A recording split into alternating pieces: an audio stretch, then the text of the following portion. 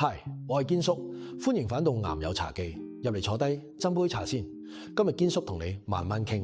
今日呢條片講一個好多癌友完成治療之後，真正要面對嘅長線題目：癌症康復後應該要點食？5個飲食習慣減少復發風險。完成手術、化療、電療、標靶、免疫治療之後，好多人第一時間會鬆一口氣。但康復唔代表飲食可以完全唔理。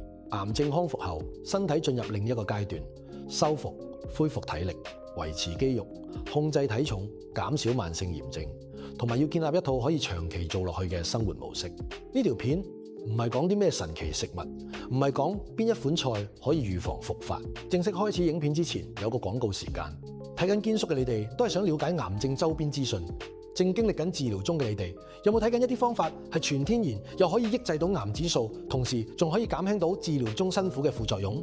堅叔有一款保健品推薦俾大家，已經有多個癌友試過，做完化療或者免疫治療之後，不斷肚瀉嘔，冇晒胃口，搞到冇精神，川渝醫學級褐藻靈，用上日本天然3重褐藻糖膠，加上高劑量桑黃，配合治療，服用3個月就可以見到效果，抑制異細胞達97%，仲可以改善唔舒服嘅副作用。去川渝官網 HKTV More 平台有售，認住褐藻靈呢個名，陪你走過抗癌路。今日講嘅係5個真正值得長期做嘅飲食習慣。第一，多食植物性食物。第二，主食轉向全穀同高纖。第三，蛋白質要夠，但紅肉同加工肉要控制份量。第四，甜飲、酒精、超加工食物更加要食少啲。第五，飲食要配合體重、肌肉同復診後身體狀態。呢5件事聽落好似平凡，但癌症康復後真正有價值嘅，往往就係呢啲平凡但長期做到嘅習慣。先講第一個習慣，每餐加入植物性食物，唔係齋食草，而係令餐飯更有保護力。AICR 講得好清楚，冇單一食物可以單獨保護你免受癌症影響，但一個充滿蔬菜、水果、全穀、豆類同其他植物性食物嘅飲食模式，有助降低多種癌症風險。植物性食物嘅價值唔係一個營養素咁簡單，蔬菜有纖維、維他命、礦物質、植物營養素；水果有水分、纖維、抗氧化成分；豆類有植物蛋白同纖維；全穀類有 B 雜、鎂、纖維同較慢釋放嘅能量。癌症康復後，身體需要嘅係每日穩定攝取足夠營養。一個簡單做法係用半碗菜做起點，例如午餐食飯加一碟灼菜心、節瓜、椰菜花；晚餐食魚或者雞，可以加南瓜、番茄、菇類、豆腐；早餐可以加香蕉、莓果、蘋果、燕麥。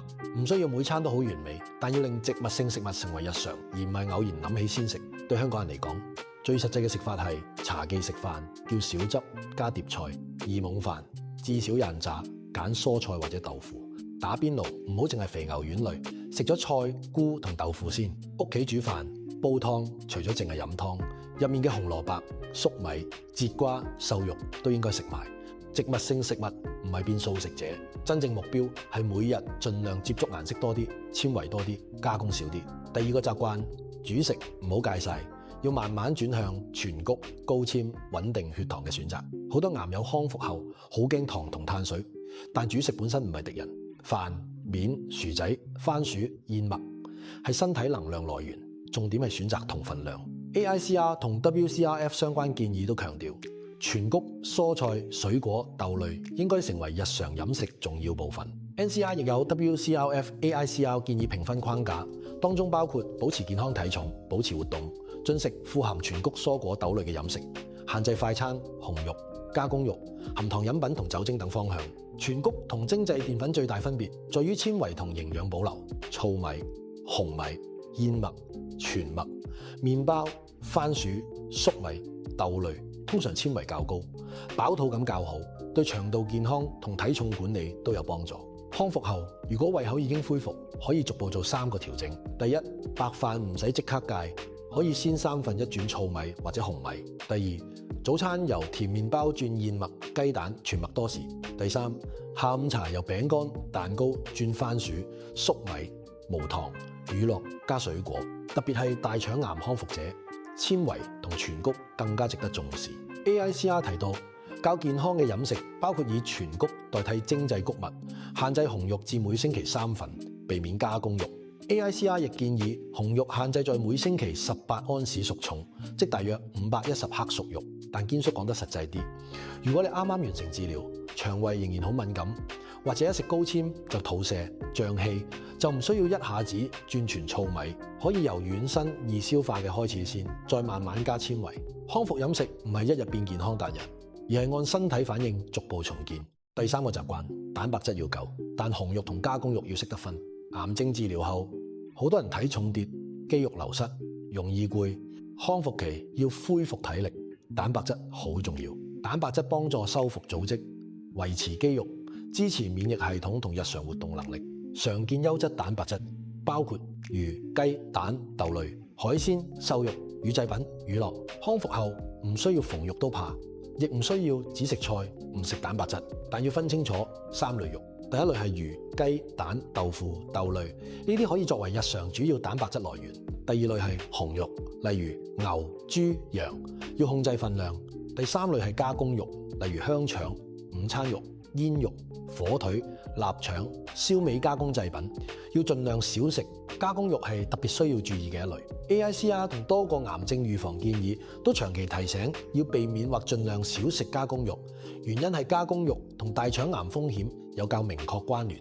AICR 2025年大腸癌資料亦提到牛、豬、羊等紅肉攝取過多會增加大腸癌風險，所以建議每星期紅肉熟重限制在18安士內，並避免加工肉。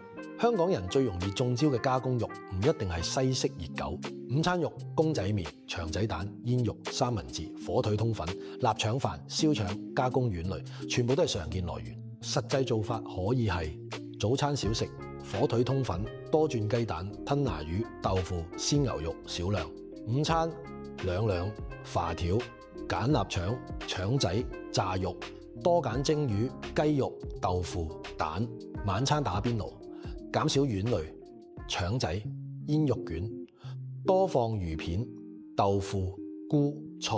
蛋白質唔係越貴越好，一隻蛋、一碗豆腐、一份魚肉、一杯無糖豆漿已經係實際又穩陣嘅選擇。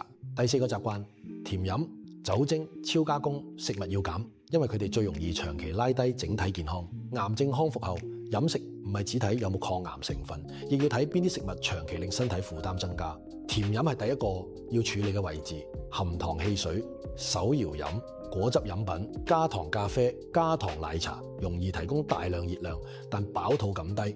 AICR 指出，含糖飲品同體重增加、超重、肥胖有 convincing evidence 關係，而過多身體脂肪本身係多種癌症風險因素。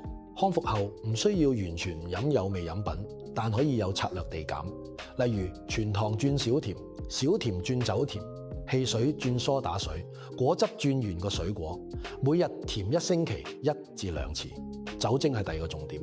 AICR 2026年對飲食指引嘅回應亦指出，紅肉、加工肉同酒精攝取與較高癌症風險有科學證據聯繫。AICR 亦提出，對癌症預防而言，酒精應該有更清晰限制。香港社交場合好容易出現飲少少啫，但康復後身體行過治療，肝功能、睡眠、體重、血糖、藥物代謝都值得保護。最穩陣嘅方向係少飲，甚至品飲。超加工食物係第三個容易被忽略嘅位置，薯片、即食麵、甜餅、蛋糕、加工零食、即食加工肉、含糖早餐、穀物、包裝甜飲，通常高糖、高油、高鹽、低纖維。呢啲食物唔係食一包就出事，而係長期成為日常，就會令體重、腸道健康、血糖同心血管風險變差。癌症康復後，飲食唔單止係防復發，亦係防其他慢性病。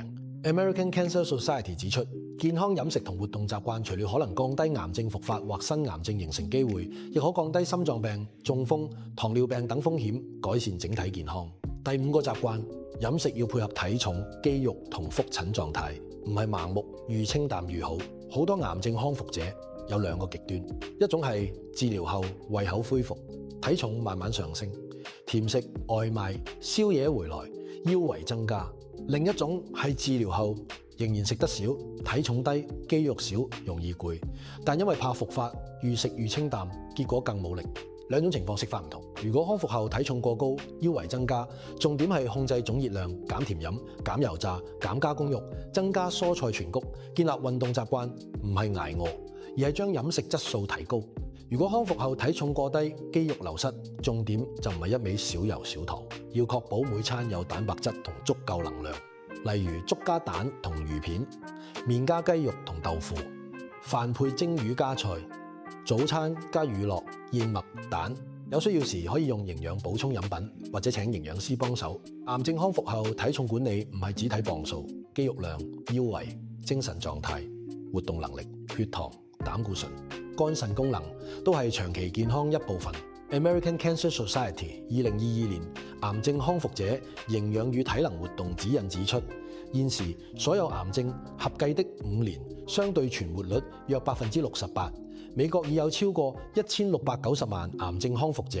實驗室及觀察性研究顯示，飲食、體能活動及肥胖等因素可能影響癌症診斷後的復發風險及整體存活。呢個數字背後有一個重點：癌症之後，越來越多人要面對嘅唔只係治療，而係治療之後點樣長期生活。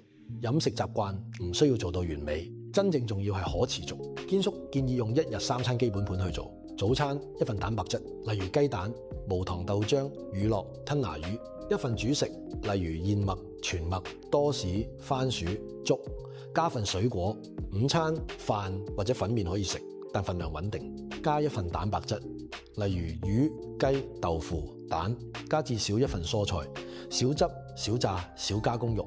晚餐半碟蔬菜，1/4蛋白質，1/4主食。湯水可以，但唔好淨飲湯，唔食口。晚餐後甜品同零食，控制頻率同分量。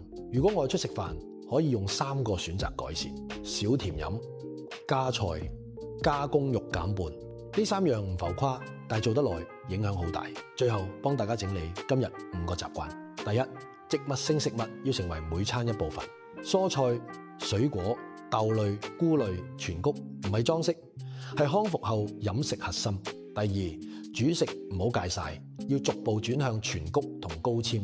白飯可以食，但可以慢慢加入糙米、燕麥、番薯、全麥選擇。第三，蛋白質要夠，但紅肉要限量，加工肉要盡量少食。魚、雞、蛋、豆腐、豆類係更適合長期做基本蛋白質來源。第四，甜飲、酒精、超加工食物要減，呢啲唔係一啖即刻出事，而係長期影響體重、代謝、腸道同整體健康。第五，飲食要睇自己康復狀態，體重高要管理，體重低要補足。肌肉、精神、復診指標都比單一磅數更重要。